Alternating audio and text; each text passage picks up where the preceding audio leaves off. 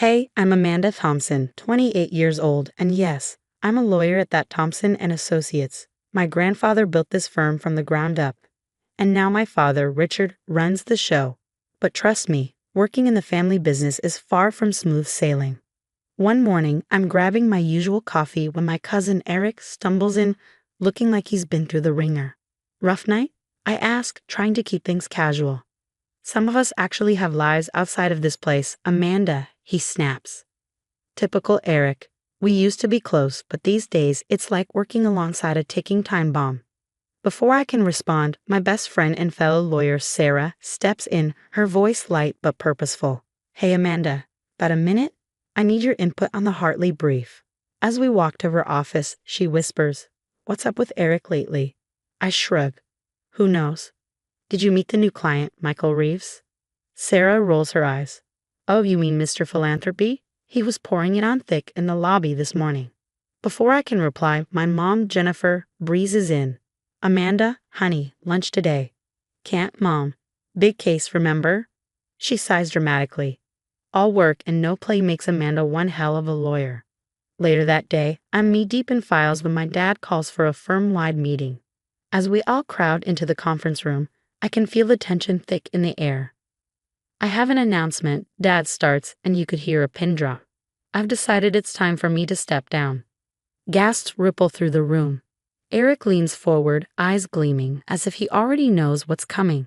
And I've chosen my successor. Dad continues, locking eyes with me. Amanda, I want you to take over the firm. The room erupts into chaos. I'm in shock, but no one's reaction is as wild as Eric's. His face goes from stunned to furious in a heartbeat. Her? Are you kidding me? Eric shouts, storming out. As the room settles, Sarah squeezes my hand. You've got this, girl. But before I can process it all, my phone rings. It's about the charity fraud case I've been working on. And just like that, things get a whole lot more complicated. Little did I know, that phone call was the start of a storm that would turn my entire world upside down. For weeks, I've been digging into the charity fraud case. The deeper I go, the messier it gets. Cooked books, phantom donations, the works. It's enough to make your head spin. Amanda, you're going to work yourself to death, Michael says, massaging my shoulders one night at the office. I lean back, exhausted. Someone's got to do it. This case can make or break us. Michael's been supportive through it all. We started dating a few weeks ago, and it's been intense. He understands the pressure I'm under. But Sarah doesn't trust him. Amanda, she corners me one day. Something's off about Michael. He's always asking about cases he has no business knowing about. I brush her off. Come on, Sarah. He's just interested in my work. Stop being paranoid. Meanwhile, Eric's spiraling. He shows up late, reeking of alcohol, snapping at everyone in sight. Eric, get it together. I hiss after he blows up at an intern. What's your problem? He glares and storms off. Classic Eric. One night, while cross-checking some numbers, something jumps out at me. These figures don't add up. I dig deeper, and my stomach drops. Someone's been tampering with our books, too. Still reeling from the discovery, I hear strange noises coming from the server room the next night. When I push open the door, there's Eric, caught red-handed. The computer screen behind him is flashing, deleting files. What the hell are you doing? I demand. Eric whips around, pale as a ghost. Amanda, I can explain. But the look on his face tells me everything. I lunge for the computer, trying to stop whatever he's doing. We struggle, and in a fit of anger, everything comes pouring out.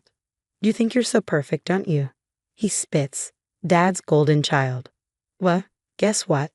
You're going down, and I'm taking this whole damn firm with me. I'm stunned. What are you talking about? The charity case, the embezzlement.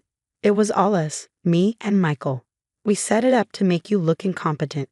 The room starts spinning. Michael? But we're together. Eric laughs, a bitter, cold sound. Wake up, Amanda.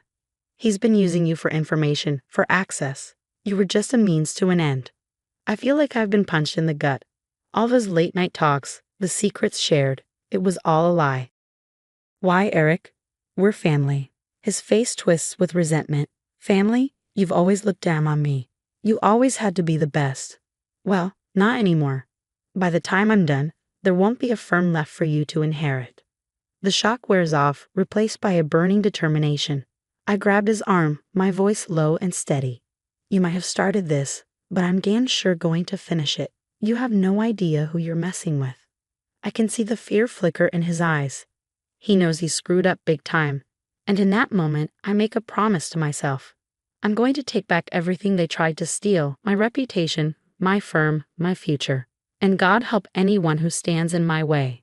The next few hours blur by as I stop Eric from deleting more files. But the damage has already started spreading like wildfire.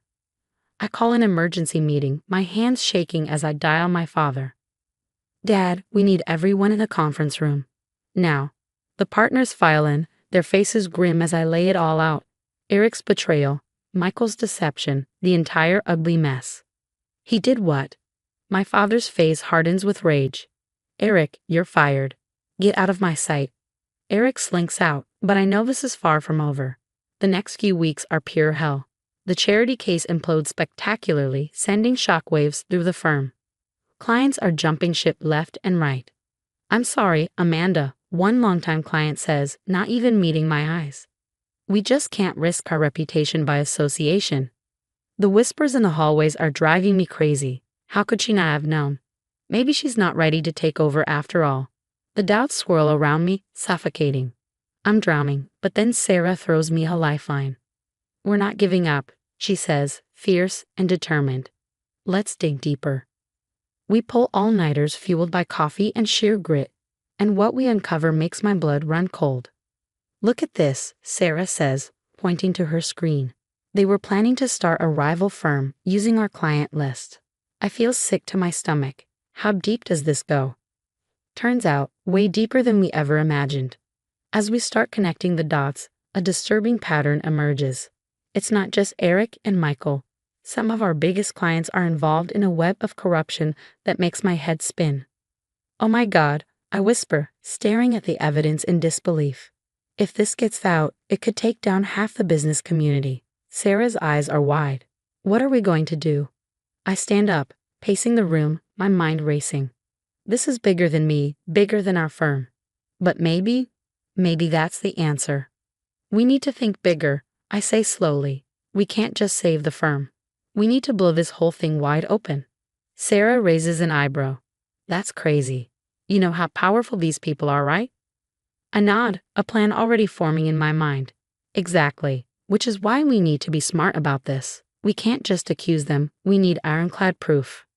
And how exactly are we going to get that? She asks. A slow smile spreads across my face. It's risky, it's dangerous, but it just might work. We're going to set a trap, and they're going to walk right into it. Sarah looks at me like I've lost my mind, but I see the spark of excitement in her eyes. Okay, she says, cracking her knuckles. I'm listening. What's the plan? As I start outlining my idea, a surge of adrenaline courses through me. This could blow up in our faces, we could lose everything. But for the first time in weeks, I feel hope. We're not just playing defense anymore. We're taking the fight to them. You ready for this? I asked Sarah. She grins. Born ready. Let's take these bastards down. The night of the sting operation, my heart pounds so hard I'm sure everyone can hear it. Sarah squeezes my hand. You good?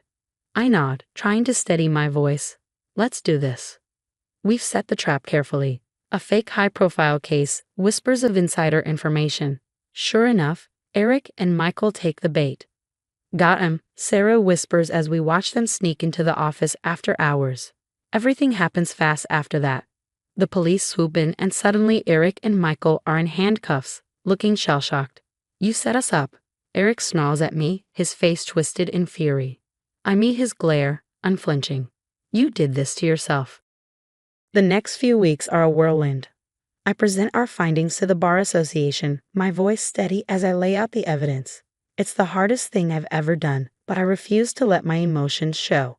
In light of these revelations, we are initiating disbarment proceedings against Eric Thompson, the head of the association announces, and the legal community is left reeling. Yeah, our firm takes another hit, but something's changing. I start getting calls from other lawyers, clients. What you did took guts, Thompson, one old-school attorney tells me. This city needed a wake-up call. Dad steps up, postponing his retirement. We'll rebuild together, he says, and for once, I'm glad to have him by my side. We overhaul everything, new security measures, stricter ethical guidelines. It's grueling work, but slowly, surely, we start to see results. Months pass, and the tides slowly turn. Old clients begin to trickle back, and new ones sign on. We want a firm we can trust, they tell me. You've shown what you're made of. I promote Sarah to junior partner, and the look on her face when I tell her makes all the struggles worth it. She grins, eyes wide with disbelief, and I can see the pride she feels. This victory is as much hers as it is mine. Then, one day, Eric shows up at the office. He looks terrible, unshaven, with bloodshot eyes. He's a shadow of the man he once was. Amanda, please, he begs, his voice raw with desperation. I'm sorry. I've learned my lesson. Can't we start over? For a moment, I see the cousin I used to know, the one I share family barbecues and late-night conversations with. But then I remember everything, every betrayal, every lie, and all the damage he caused. No, Eric, I say quietly with a calm finality. We can't. You made your choices. Now, live with them. As he walks away, a strange weight lifts off my shoulders. It's really over. The day I'm officially named managing partner, it still feels surreal. Standing at the podium, looking out at the faces of colleagues, clients, and friends, the realization hits me. We did it. We really did it. Later, in a meeting with our new team, I look around the table. Sarah is at my right hand, and the room is filled with bright, eager faces. Through the window, I see the city skyline, standing tall and proud, a reflection of everything we've rebuilt. All right, team, I say, unable to keep the smile off my face. We've got work to do. Let's show the city what real justice looks like. As we dive into our next case, a surge of pride and determination fills me. Thompson and Associates isn't just back, it's better than ever. And me? I'm exactly where I belong, leading the charge into a new era of integrity and success. Bring it on, world. Amanda Thompson is just getting started. But a question lingers in the back of my mind. If you were in my shoes, would you have forgiven Eric? Is there a point where family betrayal becomes unforgivable? Or should blood always come first?